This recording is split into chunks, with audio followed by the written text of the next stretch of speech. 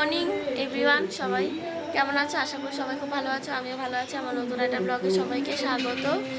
তো আজকে হচ্ছে বৃহস্পতিবার। এই দেখো কালকে মেহেন্দি পড়েছি, এই দেখো হাতে মেহেন্দি পড়েছি, তোমাদেরকে পরে দেখাচ্ছি। আর কালকে ব্লগ করতে পারিনি ওরকমভাবে, তো আজকে আর কালকের ব্লগটা তোমাদেরকে একসাথে দিয়ে দেবো। আর এই দেখো বিছানা এখনও তোলা হয়নি, অনেক কাজ আছে। চলো কাজগুলো করে নিই, তারপর তোমাদের সাথে কথা বলছি। আর ও পরোটা এনেছে, খেয়ে কাজকর্ম করে তোমাদের সাথে আবার দুপুরবেলা কথা বলছি। চলো।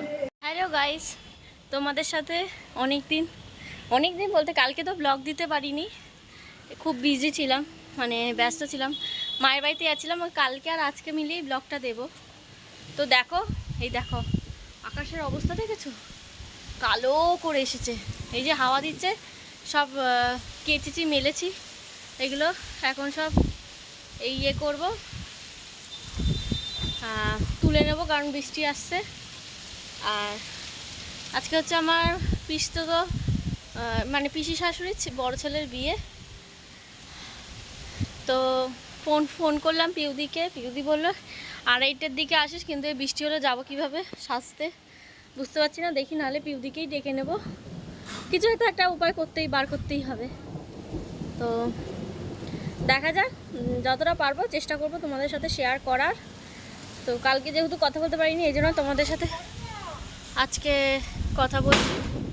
এই রে দাঁড়া, ওই পাশের দরজাটা দিয়ে দিই, নাহলে এই ছাদের দরজাটা না বাড়ি খাবে পারে, বুঝলে। আর দেখো কালবৈশাখী ঝড়, মানে এতদিনে ঝড় হলো না, আজকেই ঝড় হতে হলো একটা মানুষের শুভ দিনে। বৃষ্টি মানে দুদিন ধরে হালকা হালকা বৃষ্টি হচ্ছে, ঠিক আছে, ঠান্ডা ওয়েদার, কিন্তু এরকম বৃষ্টি হলে দেখো না, কে আসবে বলো? এরকম বৃষ্টির মধ্যে কি কেউ আসতে পারে? তো চলো পরে কথা বলছি। বন্ধুরা, আমি এখন সাজতে যাচ্ছি। এই যে ব্যাগ প্যাকিং হয়ে গেছে, শাড়িটা চেঞ্জ করলাম, অন্য একটা শাড়ি পরবো কারণ বৃষ্টি হচ্ছে বাইরে।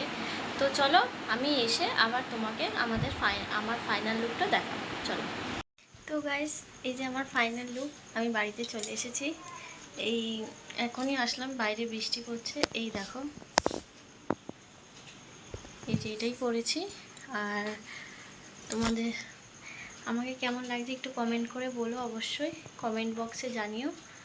আর চলো যাব, তোমাদের সাথে যতটা পারবো চেষ্টা করবো। বাইরে প্রচণ্ড বৃষ্টি হচ্ছে, দেখা যাক, চলো। তো বন্ধুরা, এই যে এখন বেরোচ্ছে, বৃষ্টির মধ্যেও বেরোতে হচ্ছে। আর ওখান থেকে পিসিবাড়ি থেকে ফোন আসলো যে বেরোতে বললো, তো আমরা যাই, চলো আবার পরে তোমাদের সাথে দেখা হচ্ছে।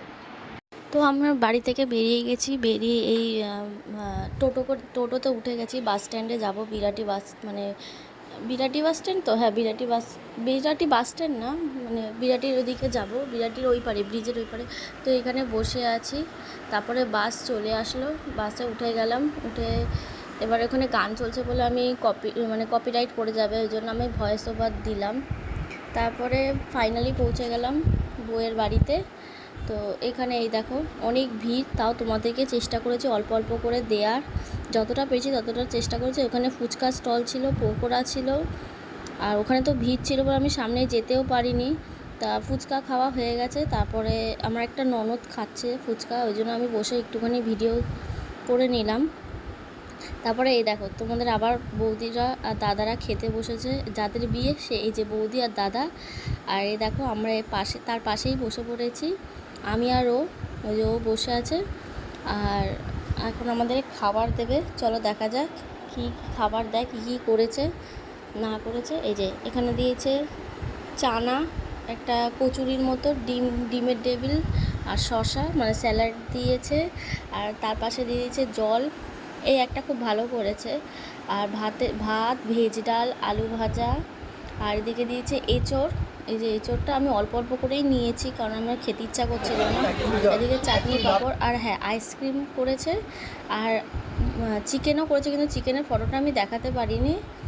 তারপর আমরা ওখান থেকে বেরিয়ে এসেছি, বেরিয়ে 2টোর সময় বাসে উঠে গেছি। এবার বাসে ভিডিও করিনি, কারণ হচ্ছে সবাই ঘুমাচ্ছিল, লাইট অফ ছিল, ওই জন্য আমি ভিডিওটা করতে পারিনি। তারপরে এই যে বাস থেকে নেমে গেছি, এখন যাচ্ছি পিসির বাড়িতে।